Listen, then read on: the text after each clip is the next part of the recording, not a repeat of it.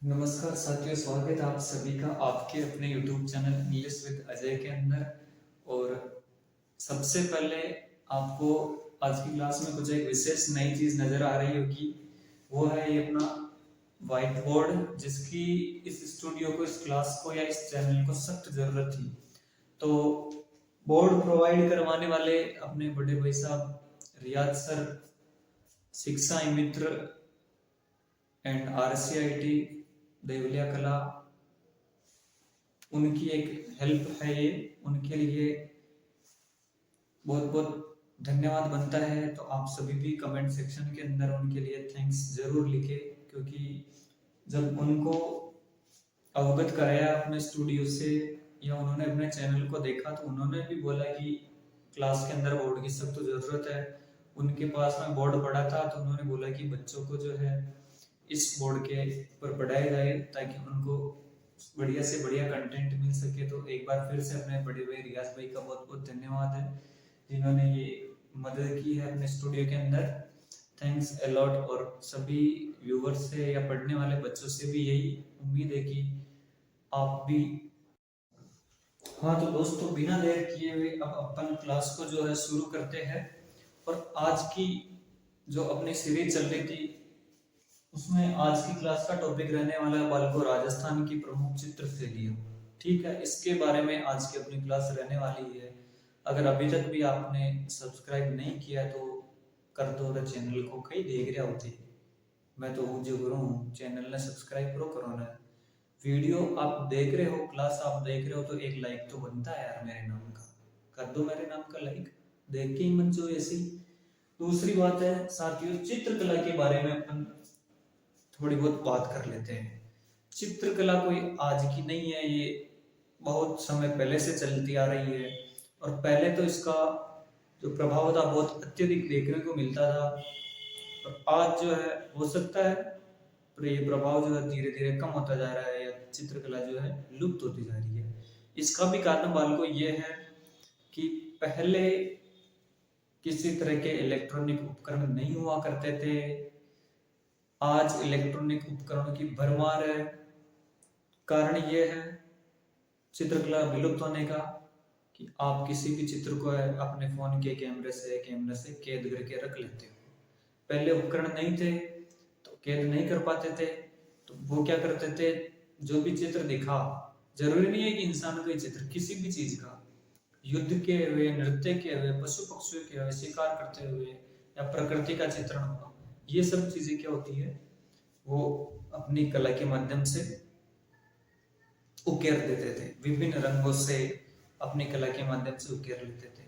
और वो चिरकाल तक जीवित रखने के लिए, लंबे समय तक जीवित रखने के लिए, कभी आने वाली पीढ़ियां भी जो है इनको देख के सोचे कि भाई अच्छा, अपने बुजुर्ग ऐसे हुआ करते थे या राजा महाराजा के टाइम में ऐसे हुआ करता था। आज भी अपन फोटोज खींचते हैं और उनको सेव करके रखते हैं कि आने वाली पीढ़ियां देखेगी।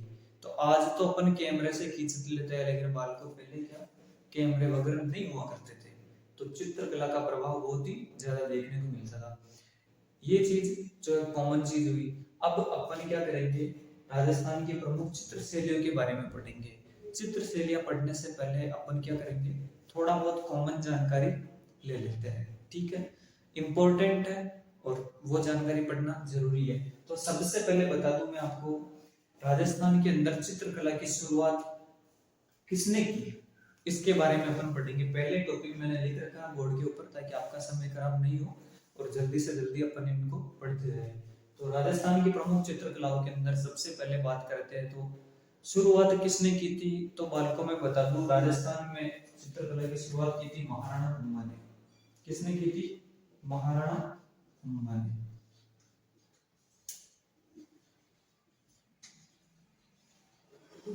दूसरी बात आती है कि राजस्थान की चित्रकलाओं के अंदर सबसे प्रमुख केंद्र कौन सा था। ठीक है, देखो शुरुआत करने वाले का पता चल गया कि महाराणा प्रताप थे। तो प्राचीन केंद्र या प्रमुख केंद्र भी कह सकते हो, तो ये था आपका बालकों मेवाड़। कौन सा क्षेत्र रहा, मेवाड़ क्षेत्र। अब देखो आपने पहले ही पढ़ लिया कि शुरू करने वाले कुंभाजी है, तो क्षेत्र तो मेवाड़ रहने वाली है, क्योंकि कुंभाजी कहाँ के निवासी थे, मेवाड़ क्षेत्र के। मेवाड़ क्षेत्र के अंदर महाराणा कुंभा का शासन रहा। ठीक है, तो प्राचीन के अंदर भी मेवाड़ी होगा, ठीक है। दूसरी बात है मेवाड़ के अंदर भी विशेष रूप से उदयपुर, कौन सा, विशेष रूप से उदयपुर। बात आती है बालकों वैज्ञानिक विभाजन, वैज्ञानिक बोलते हैं, वैज्ञानिक नहीं होता वैज्ञानिक होता है, ठीक है। इसके बारे में हिंदी में बात करेंगे, इसको जेके बोला जाता है। हिंदी की भी क्लासें बहुत जल्दी आपकी शुरू होने वाली है। तो जो राजस्थानी चित्रकला है इसका वैज्ञानिक विभाजन किसने किया था और किस पुस्तक में किया था, तो बता दूं मैं आपको, आपने एके स्वामी का नाम सुना होगा, यानी कि आनंद कुमार स्वामी का नाम, आनंद कुमार स्वामी। इन्होंने क्या किया था बालकों, राजस्थानी चित्रकला का वैज्ञानिक विभाजन किया था। और इनकी पुस्तक का नाम लिखो आप, राजपूताना पेंटिंग, कौन सी, राजपूताना पेंटिंग। बालकों कोशिश करूंगा मैं कि इनके अंदर कुछ ट्रिक्स ऐड करते जाए, लेकिन हर चीज में ट्रिक पॉसिबल नहीं है। तो वैज्ञानिक विभाजन किसने किया था राजस्थानी चित्रकला का, तो वो किया था आनंद कुमार स्वामी ने। और किस पुस्तक के अंदर जो है राजस्थानी चित्रकला का प्रभाव इन्होंने बताया, तो वो बताया था राजपूताना पेंटिंग। और यह रीति मैं आपको बता दूं 1916 के अंदर, कब हुई थी, 1916, सन भी याद रख सकते हो आप। फिर बात आती है आपको आधुनिक चित्रकला किसने शुरू की या किसका महत्वपूर्ण योगदान रहा राजस्थान में आधुनिक चित्रकला शुरू करने का, तो वो थे अपने कुंदन लाल मिस्त्री। कौन थे, कुंदन लाल मिस्त्री। ये आपके आधुनिक चित्रकला शुरू करने का श्रेय इन्हीं को जाता है, कुंदन लाल मिस्त्री को, ठीक है। बालकों बात आती है आपकी लघु चित्रकारी की, किसकी, लघु चित्रकारी। इस लघु चित्रकारी को बोलते हैं मिनिएचर पेंटिंग। क्या बोलते हैं, मिनिएचर पेंटिंग। अगर मिनिएचर पेंटिंग आ जाए तो अभी आपको घबराना नहीं है, तो मैं तो लघु पटेड़ा और मिनिएचर बनूंगा की बल्कि, तो इसको मिनिएचर पेंटिंग भी बोलते हैं। और ये जो है सबसे पहले भारत में कौन लेके आया, इसके बारे में अगर आपको पूछे तो मुगल लेके आए भाई बात को, कौन लेके आए, मुगल। जब मुगल भारत में आए थे तो सबसे पहले मिनिएचर पेंटिंग या लघु चित्रकारी को कौन लेके आए थे, मुगल लेके आए थे। बात को बात आती है अरायस, फ्रेस्को, ब्रूनो, आला गीला और एक है पणा। ये चीज क्या है, तो मैं आपको बता दूं, इंपॉर्टेंट चीज है, कई बार इससे प्रश्न पूछा गया है। वो ये है कि अराइस, फ्रेस्को, ब्रूनो, आला गीला, ये एक चित्रांकन की पद्धति है। क्या है, चित्रांकन की पद्धति, चित्र बनाने की एक पद्धति है। दूसरी बात है कि इसमें किस तरीके के चित्र बनाए जाते हैं, तो मैं बता दूं आपको, भित्ति चित्र बनाने की एक पद्धति है, भित्ति चित्र बनाने की एक पद्धति है। अब आप बोलोगे भित्ति चित्र क्या होता है, तो मैं आपको बता दूं, दीवार के ऊपर चित्र बनाना भित्ति चित्र कहलाता है। दीवार पे बने हुए चित्र क्या कहलाते हैं, भित्ति चित्र कहलाते हैं। अब तक क्या हो, दीवार क्या नहीं याद रखा, तो देखो राजस्थानी भाषा में दीवार को बोलते हैं भीत, तो भीत को बचड़ा खाला, ठीक है। तो भीत यानी भीत पे बनाए हुए चित्रों को भित्ति चित्र बोलते हैं। तो भित्ति चित्रों को आजीवन या फिर लंबे समय तक, आजीवन नहीं कह सकते, लंबे समय तक सुरक्षित रखने के लिए अराइस, फ्रेस्को, ब्रूनो या आला गीला पद्धति काम में ली जाती थी। भित्ति चित्रों को लंबे समय तक सुरक्षित रखने के लिए कौन सी पद्धति काम में ली जाती थी बालकों, अराइस, फ्रेस्को, ब्रूनो, आला गीला। अब बात आती है पणा क्या है, तो बालकों इसी पद्धति को शेखावाटी के अंदर क्या बोलते हैं, पणा बोलते हैं। क्या बोलते हैं, पणा। शेखावाटी क्षेत्र, सिक्कर, चोरू, झुंझुनू और नीम का थाना। शेखावाटी क्षेत्र में अराइस पद्धति को क्या बोलते हैं बालकों, पणा बोलते हैं, ठीक है। ये पणा कोई अलग नहीं है। अब बात आती है भित्ति चित्रों की, तो भित्ति चित्र मैंने बता ही दिया कि दीवार पे बनाए जाने वाले चित्रों को अपन भित्ति चित्र बोलते हैं, ठीक है। लेकिन ये कहाँ के जो है सर्वाधिक प्रसिद्ध है या फिर सर्वाधिक भित्ति चित्रांकन कहाँ हुआ है, ये पूछा जाता है। तो ये होता है बालकों आपका, एक तो बूंदी के अंदर, कहाँ पे, बूंदी, और एक होता है आपका शेखावाटी, कहाँ पे, शेखावाटी। इन दो जगह को आप विशेष रूप से याद रखोगे कि भित्ति चित्रांकन सर्वाधिक कहाँ हुआ, तो बूंदी और शेखावाटी के अंदर। फिर बात आती है बालकों पाने, ये आपने पाना बोलने ट्रैक्टर में बोल पाओ, ये पाने अलग है, अपन चित्र शैलियां पढ़ रहे हैं।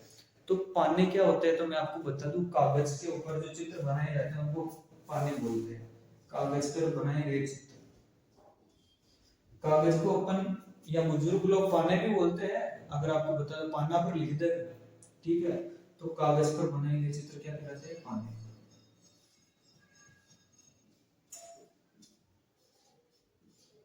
अरे यहां तक आया होगा आपको समझ में।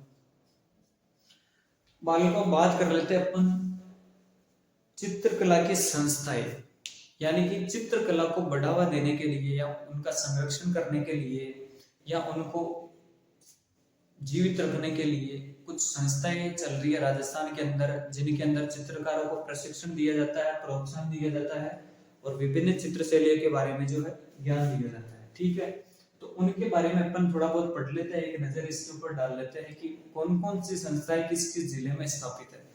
कई बार इससे प्रश्न पुटअप हुआ है, एक ना एक प्रश्न तो बनता ही बनता है इसमें से। तो विभिन्न संस्थाएं है, अपन इसमें हो सकता है थोड़ी ट्रिक लगा ले, ताकि ट्रिक से क्या है कि अपने को याद जल्दी होगा। ये चीजें तो नॉर्मल आपको समझ में आनी ही चाहिए, याद तो करनी है और याद तो इनको भी करनी है, लेकिन इनमें अपन थोड़ा क्या करेंगे, मान लो ट्रिक लगा लेंगे। तो सबसे पहले संस्थाएं पढ़ेंगे, चित्रकला की विभिन्न संस्थाएं। ठीक है, तो अपन पढ़ लेते बात को सबसे पहले जयपुर की। जयपुर के अंदर लिखा हुआ कलावृत, ट्रिक बताऊंगा अभी, हर एक जिले की ट्रिक बताऊंगा। कलावृत, आयाम, पेग, क्रिएटिव आर्टिस्ट ग्रुप, ये जयपुर की है। कहाँ की है? जयपुर की। कलावृत, आयाम, peg, creative artist group, Jaipur की। अब आप कैसे याद रखोगे? आप बोलोगे कि इसको याद कैसे रखेंगे या ट्रिक कौन सी है, तो मैं आपको बता दूं, कला के आयाम पेग लगा के क्रिएट करो। कला के आयाम पेग लगा के क्रिएट करो। हालांकि हमने पहले ही बता रखा कि हमारी क्लास किसी भी तरह की धूम्रपान या मद्यपान को बढ़ावा नहीं देती है, लेकिन ट्रिकल है तो कहीं भी केस कॉमेडी। ठीक है, तो कला के आयाम पेग लगा के क्रिएट करो जयपुर। ठीक है, कला के आयाम जानते हो, कलावृत हो गई, आयाम हो गया, पेग लगा के पेग हो गया, क्रिएट करो यानी बनाना, क्रिएटिव आर्टिस्ट ग्रुप कहाँ का? जयपुर का। जयपुर को बोल रहे हैं कि भाई कला के आयाम पेग लगा के क्रिएट करो। तो कलावृत, आयाम, पेग, क्रिएटिव आर्टिस्ट ग्रुप, ये कहाँ के बालकों? जयपुर के। मेरे हिसाब से आपको समझ में आया होगा। फिर बात आती है, हाँ तो बालकों राजस्थान ललित कला अकादमी आपकी कहाँ पे है? जयपुर में। कहाँ पे? राजस्थान ललित कला अकादमी जयपुर में। और बात आ जाए पश्चिमी क्षेत्र सांस्कृतिक केंद्र, तो ये आपका आएगा उदयपुर के अंदर। पश्चिमी क्षेत्र सांस्कृतिक केंद्र कहाँ आएगा बालकों? आपका उदयपुर के अंदर। ये चीज आपको ध्यान में रखनी है। अब बात आती है बालकों जोधपुर के अंदर कौन कौन सी संस्थाएं है? तो जोधपुर में दो संस्थाएं है, दोहरा और चितेरा। देखो आपको पता है जोधपुर आता है अपने रेगिस्तानी क्षेत्र के अंदर, तो रेगिस्तान में क्या होता है? दोहरे होते कि नहीं होते? तो दोहरों के चित्र कहाँ बनाए गए? जोधपुर के अंदर बनाए गए। आप इस तरीके से याद रख सकते हो कि दोहरों के चित्र, दोहरा, दोहरा, चित्र यानी चितेरा, ये संस्था के नाम है। मैं ट्रिक बता रहा हूँ कि दोहरों के चित्र जोधपुर के अंदर बनाए गए। दोहरे क्यों होते हैं? रेत के दोहरे जोधपुर में होता है। ठीक है, तो दोहरों के चित्र जोधपुर के अंदर। तो दोहरा और चितेरा कहाँ की बालकों? जोधपुर की। मेरे हिसाब से आपको समझ में आया होगा। अब बात करते हैं भीलवाड़ा की। ठीक है, स्टेटस डाल हमारा बेटा का, आओ कभी भीलवाड़ा में। क्या बोलते हैं? आओ कभी भीलवाड़ा में। तो आओ कभी यानी अंकन, अंकन, आओ कभी यानी अंकन। और कहाँ पे बुला रहे? तो भीलवाड़ा में बुला रहे हैं। ठीक है, आया समझ में? अंकन कहाँ की है संस्था? भीलवाड़ा की संस्था है। देखो उदयपुर की आ गई अपने पास में। उदयपुर की कौन कौन सी बालकों तो बता दो। टकमण 28, इसको बोलते हैं टकमण 28। और तुलिका कलाकार परिषद, फिर आता प्रोग्रेसिव आर्टिस्ट ग्रुप, और एक है आपकी आज। ये भी एक संस्था है, आज भी अलग से। क्या है? आज भी एक संस्था है, आज नाम की एक संस्था है। ये कहाँ पे? उदयपुर के अंदर है। कहाँ पे वाले को? उदयपुर के अंदर।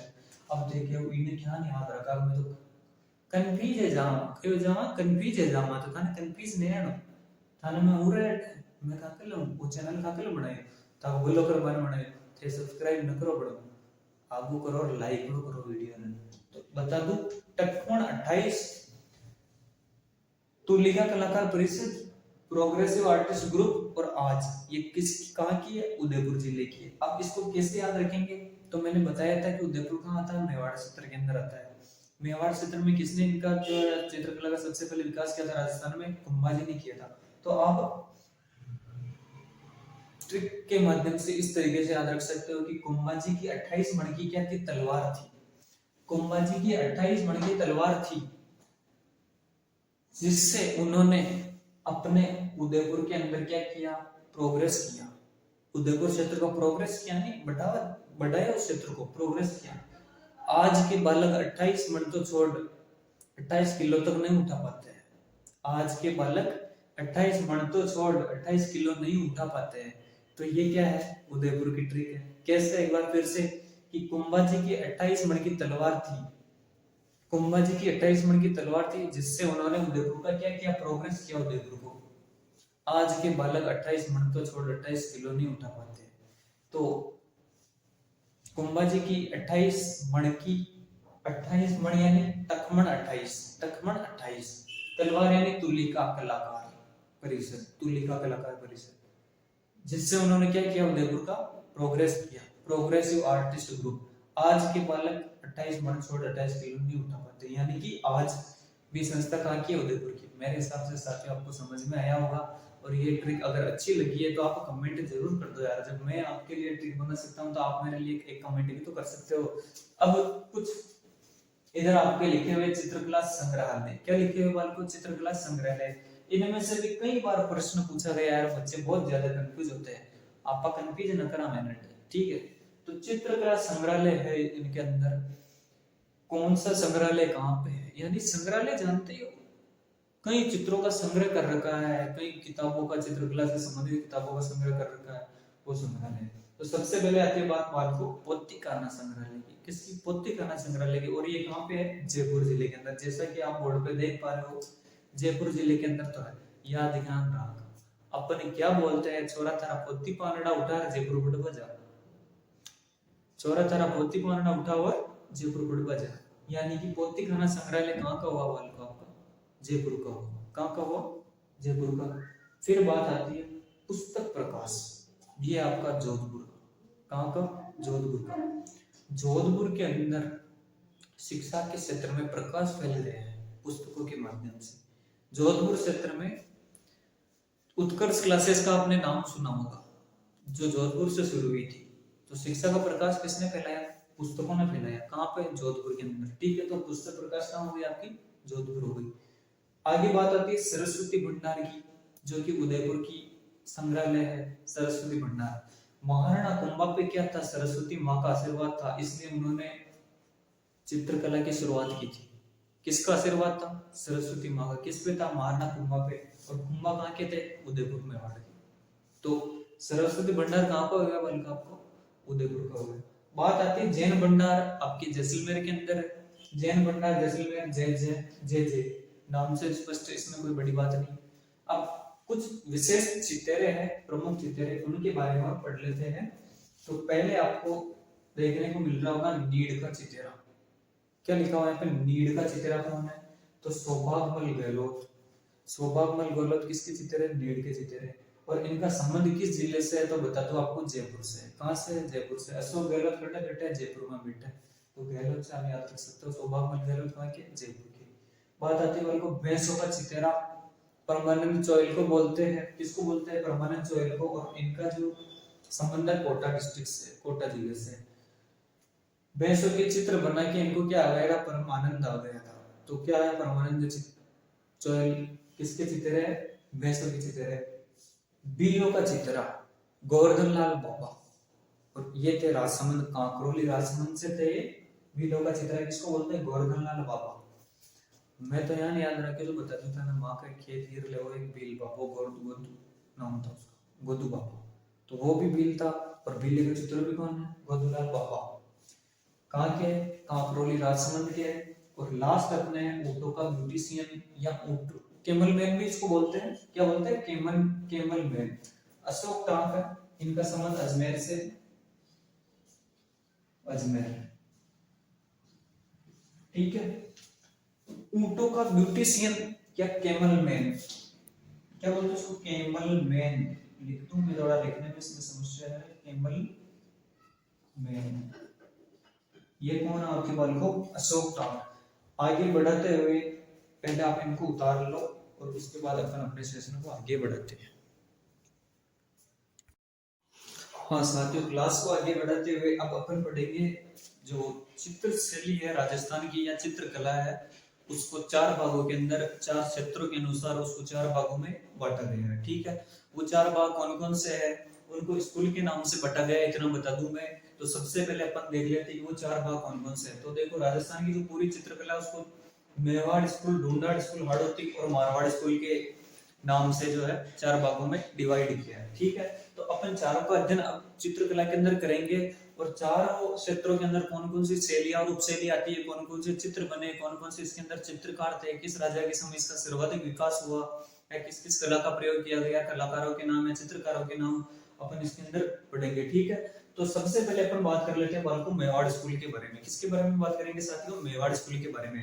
तो मेवाड़ स्कूल के अंदर आने वाली उपशैलियों की आपको जानकारी होनी चाहिए कि मेवाड़ केवल एक ही शैली नहीं थी या एक स्कूल नहीं थी, इसके अंदर विभिन्न उपशैलियों को मिला के मेवाड़ स्कूल का निर्माण हुआ। तो सबसे पहले बता दूं, मेवाड़ स्कूल के अंतर्गत आते थे उपशैलियां उदयपुर, देवगढ़, बेंगू, शाहपुरा, केलवा, नाथद्वारा और चावंड। देखो, पहले क्या थी? उदयपुर, देवगढ़, नाथद्वारा, चावंड, यही इंपॉर्टेंट थी। लेकिन अब जो नए जिलों का गठन हो गया है, इस कारण से ये बेंगू, शाहपुरा, केलवा को भी इसमें शामिल किया है। ठीक है, तो अब आपको याद कैसे रखना, तो उसकी एक छोटी सी ट्रिक में लेके आया हूं आपके। तो वो ये है कि उदेक बेंगू साकिनी नाच, उदेक बेंगू साकिनी नाच। देखो कैसे याद रखोगे? उ यानी उदयपुर, दे यानी देवगढ़, बेंगू ये बोल रहा उदेक बेंगू साकिनी नाच। उ यानी उदयपुर, दे यानी देवगढ़, बेंगू बेंगू है, सा यानी शाहपुरा, की यानी केलवा, ना यानी नाथद्वारा, चा यानी चामुंड। ठीक है, तो ये उपशैली आपको याद होनी चाहिए। देखो, प्रश्न कई बार ऐसे आया गया है कि देवगढ़ जो उपशैली है वो किस स्कूल के अंतर्गत आती है, तो आपको मेवाड़ शैली करना है। क्या करोगे आप? मेवाड़ स्कूल या मेवाड़ शैली करोगे। तो ये चीज आपको याद होनी चाहिए, इंपॉर्टेंट। फिर बात आती है कि अब पढ़ते हैं अपन थोड़ा मेवाड़ शैली के बारे में। ये तो उपशैली थी, कौन कौन से क्षेत्रों के अंदर मेवाड़ स्कूल जो है अपना फैला हुआ है, तो ये इसके बारे में तो अपन ने बात कर ली। अब बात करेंगे मेवाड़ शैली के बारे में। तो सबसे पहले यहाँ पे लिखा है कि मेवाड़ शैली का अंदर सबसे प्रथम चित्रित ग्रंथ कौन सा? वेरी इंपॉर्टेंट है, कई बार प्रश्न पूछा गया है। देखो, क्योंकि कई एग्जाम हो गए तो हर बार कुछ ना कुछ प्रश्न घुमा फिरा के पूछते ही रहता है, यहीं से पूछा जाता है। ठीक है, तो मेवाड़ शैली का सबसे प्रथम चित्रित ग्रंथ वो है बालको श्रावक प्रतिक्रमण सूत्र चूर्णी। थोड़ा सा नाम लंबा है, लेकिन आप 5-10 बार आप इसको रिपीट करोगे तो आपको याद हो जाएगा। श्रावक प्रतिक्रमण सूत्र चूर्णी। ठीक है, महाराजा तेज सिंह के समय ये लिखा गया था 1260 के अंदर।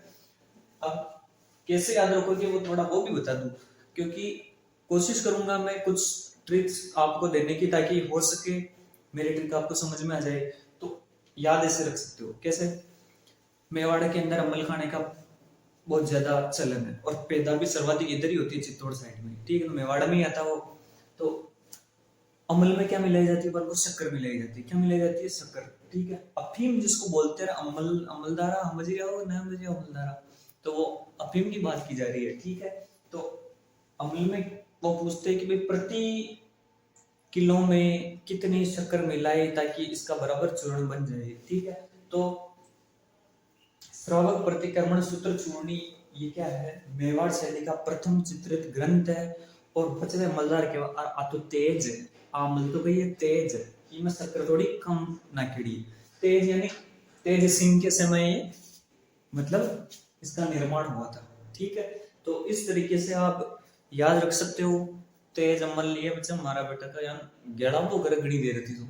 तो ये चीज आपको ध्यान में रखनी है कि मेवाड़ शैली का प्रथम चित्रित ग्रंथ कौन सा? श्रावक प्रतिक्रमण सूत्र चूर्णी और अमल तेज है, यानी कि तेज सिंह के समय मतलब ये ग्रंथ लिखा गया था। बात आती है कि भी मेवाड़ जो शैली है उसका विकास किसके काल में हुआ? तो विकास तो बालको हमने कल पढ़ा ही था, कल नहीं सॉरी अभी थोड़ी देर पहले पढ़ा ही था कि महाराणा कुंभा ने चित्रकला की शुरुआत की थी मेवाड़ से। तो विकास तो इनके काल में हुआ। लेकिन बात आती है बालको स्वर्ण काल की। तो मेवाड़ शैली का जो स्वर्ण काल है वो कहा जाता है बालको जगत सिंह प्रथम के काल को। स्वर्ण काल और विकास में अंतर क्या है? विकास तो इन्होंने शुरुआत कर दी थी और इन्होंने चलो ठीक है भैया चित्र बनाना चाहा है यानी करना चाहा है, कुंभा जी ने विकास किया। लेकिन स्वर्ण काल जगत सिंह प्रथम के, जगत सिंह प्रथम ने क्या किया था? विभिन्न चित्रकारों को प्रोत्साहन दिया था, आश्रय दिया था, और उनको चित्रकला के लिए खूब जितना हो सके जो भी मैंने जरूरत थी वे चीजें मैंने उपलब्ध करवाई और बढ़ावा दी दो। कोई भी चित्र बना कर लातो तो उन्हें वाह वाही करतो, या फिर कलर या सर्फियां उसको इनाम में दिया जाता था, तो वो चित्रकारों का हौसला बढ़ा। और राजा जी तो माने मतलब बढ़िया इनाम दे रहा है, तो फिर उनका हौसला बढ़ा था और बढ़िया बढ़िया चित्र का निर्माण किया। और इन्होंने अभी आगे बढ़ेंगे चित्रकारी और ही स्कूल भी खोला, यानी कि काफी इन्होंने प्रोत्साहन दिया चित्रकला को। तो जगत सिंह प्रथम के काल को मेवाड़ शैली का स्वर्ण काल माना जाता है, ठीक है। सोना को जग, आप यूं याद रख सकते हो, स्वर्ण यानी सोना, जग यानी स्वर्ण, स्वर्ण काल जगत सिंह प्रथम, पहली तू सोना को जरूर ले रहा, पहली यानी प्रथम। बात आती बल को इधर आपको दिख रहा होगा बोर्ड के ऊपर की कलीला दमना। तो कलीला दमना में बता दूं आपको, इसका भी प्रश्न पुट अप हुआ है एक एग्जाम के अंदर। तो कलीला दमना क्या है? तो मेवाड़ शैली के दो पात्रों का नाम है कलीला दमना। क्या है? मेवाड़ शैली के दो पात्रों के नाम है कलीला दमना, ये चीज आपको याद रखनी है। बात आती है बालकों मेवाड़ शैली के विषय के बारे में। मेवाड़ शैली के अंदर जो भी चित्र बनाए गए हैं, चित्रित ग्रंथ है, वो किन विषयों पर आधारित है? वेरी इंपॉर्टेंट है, प्रश्न पूछा जाता है।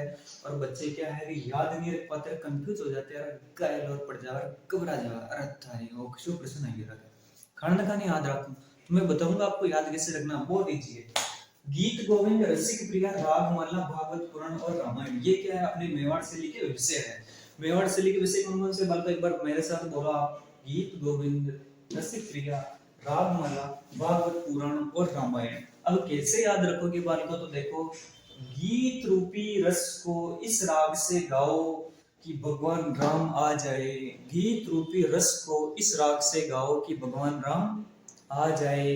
गीत यानी गीत गोविंद, रस यानी रसिक प्रिया, इस राग यानी रागमाला, गाओ की भगवान यानी भागवत पुराण, राम यानी रामायण आ जाए। ये क्या है? अपने मेवाड़ से लिखे विषय है, चित्रकला के विषय। आया समझ में? इंपॉर्टेंट है, कई बार पूछा गया है कि रागमाला किस शैली का विषय रहा है, ठीक है। आपको क्या करना है? मेवाड़ से लेकर के आना। आया समझ में?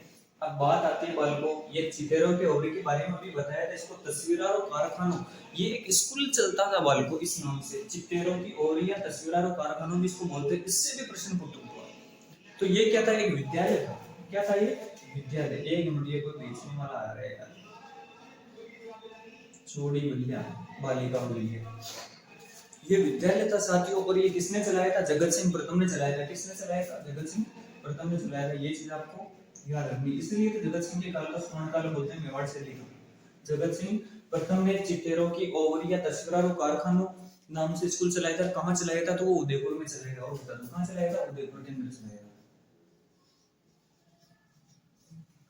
इंपॉर्टेंट है, ध्यान रखना। फिर एक ग्रंथ और आता है सुपासना चरितम। सुपाचना चरितम देखो, राणा मोगल के काल में लिखा गया था, एक चित्रित ग्रंथ है, ठीक है। उस ग्रंथ के अंदर चित्र बनाए गए और चित्रों के माध्यम से पूरा ग्रंथ लिख दिया। क्या नाम उसका? सुपासना चरितम। सुपासना चरितम राणा मोगल के काल में लिखा गया था और हीरानंद ने लिखा था। किसने लिखा था? हीरानंद ने लिखा था। अरे सुपासना चरितम किसने लिखा था? हीरानंद ने लिखा था। मेरे पास हीरे है, सुपासना चरितम हीरानंद ने, राणा मोगल ने के काल के अंदर लिखा था। वेरी इंपॉर्टेंट है बालकों कि मेवाड़ चित्र शैली के प्रमुख चित्रकार कौन कौन से हैं। तो वेरी वेरी इंपॉर्टेंट है, ये तीन चित्रकारों के आपको नाम याद रखने मेवाड़ चित्र शैली में। निसारुद्दीन साहिबुद्दीन और मनोहर। क्या है? निसारुद्दीन साहिबुद्दीन और मनोहर। मानना तो याद ही न है, खाने खाने याद किया मैं तुम्हें बता दूं, मैं हो रहा था याद करा बाड़ो। निशा मनोहर को उदयपुर ले चल, निशा मनोहर को उदयपुर ले चल। निशा यानी निसारुद्दीन, सा यानी साहिबुद्दीन, निशा सा यानी साहिबुद्दीन, मनोहर यानी मनोहर, उदयपुर यानी अपन मेवाड़ से ली बढ़ रहे, तो उदयपुर से लिया मेवाड़ से ली के चित्रकार हो गए। आया समझ में? निशा मनोहर का कहाँ ले चल? उदयपुर ले चल। नी यानी निसारुद्दीन, सा यानी साहिबुद्दीन और मनोहर यानी मनोहर। ये तीन चित्रकार है, वेरी इंपॉर्टेंट है। साहब साहिबुद्दीन कहाँ का, किस चित्र शैली से संबंधित है, कई बार प्रश्न पूछा गया है। फिर एक बात आती है कि रागमाला किसने लिखा? तो किसने लिखा? एसाब रागमाला लिख दी। एसाब भी तो रागमाला लिख दी। एसाब यानी साहिबुद्दीन ने रागमाला नामक ग्रंथ लिखा था, ध्यान रखना। बात आती है बालकों अटपटी पगड़ी के बारे में। मैंने पढ़ा था कि मेवाड़ क्षेत्र के अंदर सर्वाधिक प्रचलित है अटपटी पगड़ी। अपन वस्त्र जब अपन ने पढ़े तो यहाँ पे भी अटपटी पगड़ी का सर्वाधिक चित्रांकन हुआ मेवाड़ शैली के अंदर। देखो, ये अटपटी पगड़ी से दो तरीके से प्रश्न बनते हैं। एक तो अगर आप वेशभूषा की बात करो तो अटपटी पगड़ी का प्रचलन कहाँ है बालकों? तो वो आपका मेवाड़ क्षेत्र के अंदर। और जब प्रश्न चित्रकला से अगर एग्जामिनर को पूछना है तो वो ऐसे पूछेगा कि अटपटी पगड़ी का सर्वाधिक चित्रांकन किस शैली में हुआ है, तो वो कहाँ हुआ आपका मेवाड़ शैली में। अरे कहाँ हुआ मेवाड़ शैली में सर्वाधिक चित्रांकन हुआ। वेरी इंपॉर्टेंट है, ध्यान रखना इस चीज का। अटपटी पगड़ी का सर्वाधिक चित्रांकन, ठीक है, चित्रों के अंदर अटपटी पगड़ी पहले दिखाया है वर्षों को। सर्वाधिक बालों को बोर्ड को आज सही सेट करने की कोशिश करेंगे। अभी तो मैंने जुगाड़ के लिए लटकाई ही है इसको, तो ध्यान रखना इस चीज का। मेरे हिसाब से आपको साथियों मेवाड़ शैली तो समझ में आई होगी। मेवाड़ स्कूल के अंदर पहली पढ़ी अपन उदयपुर, देखो इसी मेवाड़ शैली उदयपुर बोलते हैं। मैं बता दूं उदयपुर शैली मेवाड़ शैली बात है कि अब अपन पढ़ेंगे देवगढ़ शैली, नाथद्वारा शैली, इनके बारे में अब अपन पढ़ेंगे। तो सबसे पहले आप इनको उतार लो और अच्छी तरीके से शेयर कर दो, सब्सक्राइब कर दो, क्लास को लाइक कर दिया करो ना क्लास को। और साथियों मेवाड़ शैली हम पढ़ चुके हैं। मेवाड़ शैली यानी उदयपुर शैली को ही मेवाड़ शैली बोलते हैं। अब अपन पढ़ेंगे मेवाड़ शैली के अंदर चावंड शैली के बारे में, नाथद्वारा शैली के बारे में और देवगढ़ शैली के बारे में। इन तीन शैलियों के बारे में और पढ़ के अपन जो है मेवाड़ स्कूल को बंद कर देंगे, ठीक है। तो अब अपना आता है सबसे पहले देखो चावंड शैली। इसके अंदर दो ही चीजें आपको याद रखनी, ज्यादा कोई इतनी बड़ी बात नहीं है। तो सबसे पहले चावंड शैली शुरू किसने की थी या शुरू किसके काल में हुई थी, तो आपने महाराणा प्रताप जी का नाम सुना होगा, सुना। तो महाराणा प्रताप के काल में क्या हुई थी, शुरू हुई थी, ठीक है। और एक इसका स्वर्ण काल आपको याद रखना है, चावंड शैली का स्वर्ण काल आपको याद रखना है। तो चावंड शैली का स्वर्ण काल इनके पुत्र अमर सिंह, महाराणा प्रताप जी के पुत्र अमर सिंह के काल को जो चावंड शैली का स्वर्ण काल कहा जाता है। ये दो चीजें इसके अंदर खास है, कोई ज्यादा बड़ी बात नहीं है। चावंड शैली शुरू किसने की थी, महाराणा प्रताप ने। और इसके जो स्वर्ण काल की बात आ जाए चावंड शैली की, तो कौन है, अमर सिंह। अमर सिंह किसका बेटा, महाराणा प्रताप का पुत्र, ठीक है। अब बात आती है बाल को आपकी नाथद्वारा शैली की, ठीक है। कई बार यहाँ से प्रश्न पूछा गया है। देखो चित्र शैली या तो प्रश्न तो आता ही आता है, ठीक है। तो नाथद्वारा शैली के अंदर देखो आपको एक छोटी सी कहानी याद रखनी है ताकि उसके अंदर आपकी सब चीजें क्लियर हो जाए। क्योंकि मैंने बताया था देखो चित्रकारों के नाम में आप ज्यादा कंफ्यूज होते हो। किससे, चित्रकारों के नाम में आप ज्यादा कंफ्यूज होते हो और वहां के चित्रों के बारे में। और प्रश्न भी वहीं से आता है कि चित्रकार का तो प्रश्न पूछ ही लेता है कि ये चित्रकार किस शैली से संबंधित है। और दूसरी बात है भाई ये चित्र किस शैली से संबंधित है, तो अपन क्या आता है कंफ्यूज हो जाते हैं। तो आपको कंफ्यूज होना नहीं है वाल को। तो नाथद्वारा शैली की एक आपको कहानी याद रखनी है, उसके अंदर आपके लगभग चीजें कवर हो जाएगी। देखो सारी की तो मैं नहीं कह सकता, लेकिन कई चीजें आपकी इसके अंदर कवर हो जाएगी। तो नाथू काका था, क्या था, नाथू काका। वो करता था एक हवेली के अंदर होटल, क्या करता था, हवेली के अंदर होटल करता था। और उस होटल के अंदर वो क्या बनाता था, चाय बनाता था, चाय का होटल करता था। अब चाय भी किसकी बनाता था, गाय के दूध की, काली गाय के दूध की। कौन सी गाय के दूध की, काली गाय के दूध की, ठीक है। काली गाय के दूध की चाय बनाता था नाथू काका। बात आती है कि वो चाय की पत्ती कौन सी यूज करता था, तो कमल चाय यूज करता था। कौन सी कमल चाय यूज करता था, आपने सुना होगा कमल चाय, कमल टी। और उसके अंदर क्या डालता था, इलायची डालता था। चाय के अंदर क्या डालता था, इलायची डालता था। यहाँ पे बालकों क्या होता था कि चार दोस्त थे, चारों दोस्त चाय पीने आते थे। कौन कौन आते थे, एक तो देखो चार यानी चतुर्भुज, और एक आता था अपन नारायण दत्त। चार दोस्तों में चतुर्भुज हो गया, नारायण हो गया। और ये बोलते थे कि उगासी तो त्रिचाई पीवे, उगासी तो त्रिचाई पीवे, यानी कि उदय राम और एक घासीराम, ठीक है। नारायण, चतुर्भुज, उदयराम और घासीराम, ये चारों दोस्त यहाँ पे चाय पीने आते थे। और हवेली के अंदर होटल करता था। फिर ये क्या करते थे, बीत के पाचा ना जार पिछोई बनावा चाय पीर, बीत के पीछे जाके क्या करते थे, पिछोई बनाते थे। अब आपको क्या समझ में आया, मेरे हिसाब से समझ में नहीं आया होगा। केवल इतना से याद रखना है कि नाथूबा क्या करते थे, होटल करते थे। कहाँ करते थे, हवेली के अंदर करते थे। और जो होटल था वो गाना तो चल ही चला, संगीत तो चल ही चला, ठीक है। और काली गाय की दूध की चाय बनाते थे और कमल चाय और इलायची का यूज करते थे चाय के अंदर। चार दोस्त आते थे चाय पीने। ये छोटी बड़ी चीजें आपको याद रखनी है, ठीक है। तो अब देखो सबसे पहले तो अपन पढ़ेंगे नाथद्वारा शैली। नाथद्वारा कहाँ पे आता है, आपका राजसमंद जिले के अंदर आता है, ये आप जानते ही हो। इसको वल्लभ शैली भी बोलते हैं, वाल को नाथद्वारा शैली को क्या बोलते हैं, वल्लभ शैली भी बोलते हैं, ठीक है भाई। सबसे पहले बात कर लेते हैं भाई नाथद्वारा शैली के विषय कौन कौन से रहे, यानी किन किन विषयों पर जो है चित्र बनाए गए, ठीक है। तो नाथद्वारा शैली के अंदर देखो एक तो कृष्ण लीला। कौन सी लीला, कृष्ण लीला। कृष्ण लीला गई तो आपको ध्यान में आना चाहिए यशोदा,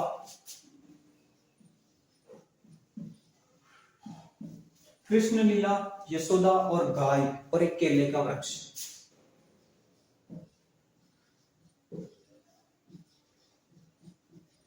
इन चित्रों की प्रधानता है नाथद्वारा शैली के अंदर। मैंने बोला था कि नाथू बाबा क्या करते थे, होटल करते थे, तो काली गाय यानी कृष्ण, कृष्ण जी काले थे, काली गाय, गाय के दूध का, ठीक है। अब गाय गाय आ गई तो गाय क्या खाएगी, केड़ा खाएगी, और कृष्ण जी है तो यशोदा का तो आना स्वाभाविक ही है, ठीक है। ये चीजें क्लियर हो गई। कौन कौन सी विषय थे अपने नाथद्वारा शैली के अंदर, कृष्ण, गाय, यशोदा और केले का वृक्ष, ठीक है। फिर बात आती है भाई बाल को, छोटी सी बात, इसको वल्लभ शैली भी बोलते, बता ही दिया। ये नाथद्वारा शैली जो है ना उदयपुर और ब्रज शैली की मिश्रित रूप है, उदयपुर और ब्रज शैली का मिश्रित रूप है। और इस नाथद्वारा शैली का जो स्वर्ण काल है वो राज सिंह का काल है। स्वर्ण काल कौन सा है, राज सिंह का काल। राजनाथ, राजनाथ साहब का नाम सुना होगा आपने, केंद्र के अंदर मंत्री है, तो राजनाथ, ठीक है, स्वर्ण काल है राज सिंह का काल नाथद्वारा शैली के अंदर। यहां तक आपको मेरे हिसाब से आपको समझ में आया हो। अब बात आती है साथियों आपके पिछमैया जो है ना वो सर्वाधिक कहाँ पे बनी है, आपकी नाथद्वारा शैली से पिछमैयों का संबंध है। अब आपको बता दूं कि पिछमैया होती क्या है, वेरी इंपॉर्टेंट चीज है, और इससे कई बार प्रश्न बना है कि पिछमैया क्या होती है। कपड़े के ऊपर जो चित्र बनाए जाते हैं अपने कृष्ण जी की लीलाओं से संबंधित, कपड़े के ऊपर जो चित्र बनाए जाते हैं कृष्ण लीलाओं से संबंधित, मैंने पहले बताया था भाई यहाँ पे इधर कृष्ण जी आ गए तो यशोदा भी आएगी, कृष्ण की लीलाओं से संबंधित नाथद्वारा के अंदर तो बनाएंगे, लेकिन ये जो कृष्ण की लीलाओं को कपड़े के ऊपर उकेर देते हैं, छाप देते हैं, उसको पिछवैया बोलते हैं, ठीक है। तो पिछवैया कहाँ की प्रसिद्ध है, तो नाथद्वारा की प्रसिद्ध, कहाँ की बालको, नाथद्वारा की। फिर बात आती है भित्ति चित्र, कहाँ के, भित्ति चित्र और हवेली संगीत, ये भी आपके नाथद्वारा के। हवेली का बताया था मैंने कि हवेली के अंदर होटल करता था और वहां पे संगीत तो बजते बजते, तो हवेली संगीत कहाँ के प्रसिद्ध है, तो नाथद्वारा की प्रसिद्ध है। इंपॉर्टेंट चीजें एक तो ये भित्ति चित्र, तो चलो अपने बूंदी सिक्योरिटी से भी पूछ सकता है, लेकिन पिछवैया और हवेली संगीत का तो डेफिनेटली प्रश्न पुटअप होता ही होता है। तो आपको ध्यान रखना पिछवैया कहाँ की है प्रसिद्ध, नाथद्वारा की, ठीक है। और वे दोस्त 50,000 चाय पियो आप ऐसे याद रख, पीछे यानी पिछवैया, ठीक है। और हवेली संगीत मैंने बताया था, हवेली के अंदर होटल करता था और संगीत तो बजता ही बजता होटल के ऊपर, तो हवेली संगीत कहाँ का, नाथद्वारा की, नाथुबा की होटल का, यानी कि नाथद्वारा शैली का, ठीक है। अब बात आती है बालकों यहाँ के जो चित्रकार थे नाथद्वारा शैली के, वो कौन कौन है, तो नारायण चतुर्भुज, घासीराम और उदयराम। नारायण चतुर्भुज, घासीराम और उदयराम। मैंने बताया था चार दोस्त यहाँ पे आके चाय पीते थे, एक तो नारायण था, चार यानी चतुर्भुज था, और एक नारायण था, ठीक है। फिर ये बोलते हैं उगासीराम तो अत्री चाय पियो, उ यानी उदयराम, और घासी तो घासीराम ही है, ठीक है। तो ये तो चार हो गए अपने जेंट्स की बात करें तो। प्रमुख महिला चित्रकार कौन कौन सी है, तो वेरी इंपॉर्टेंट एक चीज भी, कमला और इलायची। कमला और इलायची का संबंध किस शैली से है, तो बालको नाथद्वारा शैली से। किस शैली से है बालको, नाथद्वारा शैली से। ये क्या महिला चित्रकार है कमला और इलायची, चाय में डालने की इलायची नहीं है, वो तो मैंने ट्रिक बताई थी, महिला चित्रकार। कहानी याद ही है, नाथूबा किसमें होटल करते हैं, हवेली के अंदर। हवेली होटल पे क्या बजता है, संगीत बजता ही है, ठीक है। किसकी चाय बनाते हैं, वो काली गाय की चाय बनाते हैं, काली गाय के दूध की। काली यानी कृष्ण जी, गाय यानी गाय, ठीक है। केले के पत्ते यशोदा, ये तो आएंगे आएंगे। चार दोस्त आ गए, चाय के अंदर पत्ती कौन सी डालते थे, कमल, कमल वाली, कमल चाय यानी कमला, और इलायची डालते थे। कमला और इलायची क्या महिला चित्रकार है नाथद्वारा शैली की। और उदयपुर और ब्रज शैली का ये क्या मिश्रित रूप है नाथद्वारा शैली। स्वर्ण काल राज सिंह को, ठीक है। बचे कई होटल खोल हवेली में राज करता, तो आप यू भी याद कर सकते हो, यानी कि कई तरीके हैं याद करने के, अगर आप करना चाहो तो। मेरे हिसाब से साथ आपको ये चीज समझ में आई होगी, नाथद्वारा शैली के अंदर एक बार वापस पढ़ लेते हैं। नाथद्वारा शैली राजसमंद में है, नाथद्वारा शैली को ही वल्लभ शैली बोलते हैं, आया समझ में। फिर बात आती है कि यहाँ के विषय कौन कौन से थे, तो एक तो कृष्ण लीला, यशोदा, गाय और केले के वृक्षों की प्रधानता इसके अंदर देखी गई है। बात आती है बालों में किस किस का मिश्रित रूप है, तो ये उदयपुर और ब्रज शैली का जो है मिश्रित रूप है। बात आती है इसके स्वर्ण काल की, तो स्वर्ण काल राज सिंह के समय को नाथद्वारा शैली का स्वर्ण काल कहा जाता है।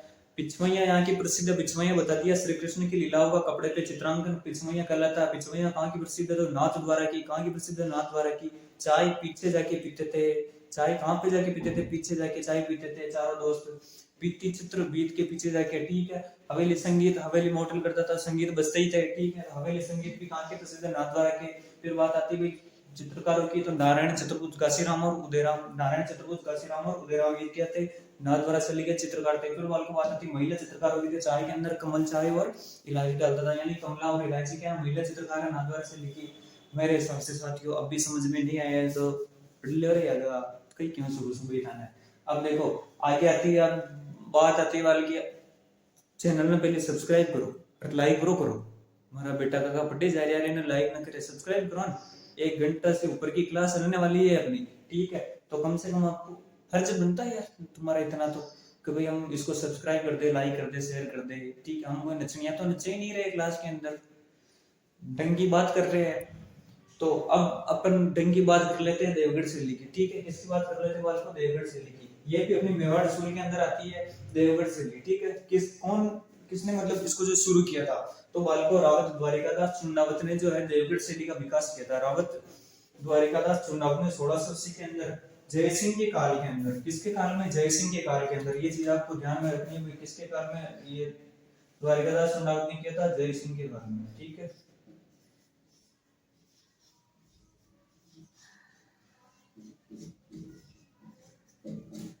ठीक है भाई, जय सिंह के काल में इन्होंने इसका विकास किया था, रावत द्वारिकादास चुन्नावत ने। इसमें भी आपको एक छोटी सी कहानी याद रखनी है। देखो देवसी द्वारिका, ये तो आपको याद हो ही जाएगा, ठीक है। दोनों देवता के नाम देव और द्वारिका। अब बात आती है कि ये किस किस का समन्वित रूप है, तो जो देवगढ़ शैली है, मारवाड़, मेवाड़ और जयपुर तीनों का समन्वित रूप है। तीनों थोड़ी थोड़ी मिला रेडी देवगढ़, क्या है, मारवाड़, जयपुर और मेवाड़ का समन्वित रूप है। सबसे पहले इसको प्रकाश में लाने का श्रेय, वेरी वेरी इंपॉर्टेंट चीज है ये चीज, कई बार इससे यहाँ से प्रश्न पुट हुआ है कि देवगढ़ शैली को सबसे पहले प्रकाश में लाने का श्रेय किसे जाता है, तो बालको श्रीधर अंधारे नाम का व्यक्ति था, जो खुद अंधेरे में था वो प्रकाश में लेके आया। जो खुद अंधेरे में था वो क्या लेके आया, प्रकाश में लेके आया। तो श्रीधर अंधारे नाम का व्यक्ति सर्वप्रथम इसे क्या लाया, प्रकाश में लाया।